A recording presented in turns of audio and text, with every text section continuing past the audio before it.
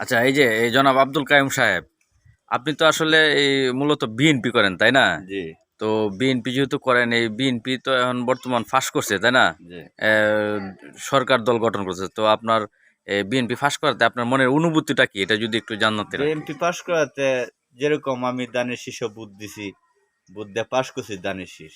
আমি নিজে মনে করি যেহেতু আমি একটা বিএনপির কর্মী, আমি একটা চেয়ারম্যানের সমান পাওয়ার থাকতে পারে আমার, ঠিক যেহেতু আছে, আমি দানের শেষ করি। তাই নাকি? আচ্ছা আচ্ছা।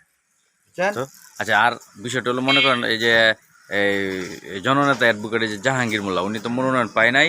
হ্যাঁ, না পাওয়ার পরেও উনি কিন্তু ওই যে ডক্টর এম ওসমান ফারুকের সাথে মিলেমিশে কিন্তু নির্বাচন করছেন, ঠিক আছে? তো আপনারা তো আসলে মোল্লা সাহেবের বক্তব্য যতটুকু জানি, তো এই দেখেন, বিষয়ে কি কোনো মনে কষ্ট আছে কিনা?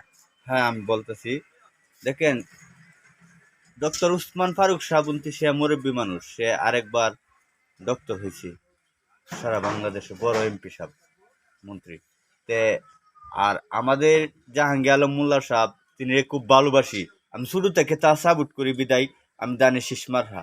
আচ্ছা তে আচ্ছা আমাদের মোল্লা সাহেবদের যে নেতারা পিছিত করেছে, পিছু তো মানে আমাদের পিছনে পালাইছি। আচ্ছা পিছনে আচ্ছা পালাইছি, আচ্ছা এই পিছিত মানে আমাদের মোল্লা সাহেব পড়ে নাই, দেখা গেছে যারা পিছনে পালাইছে তারা পিছিত হয়েছে।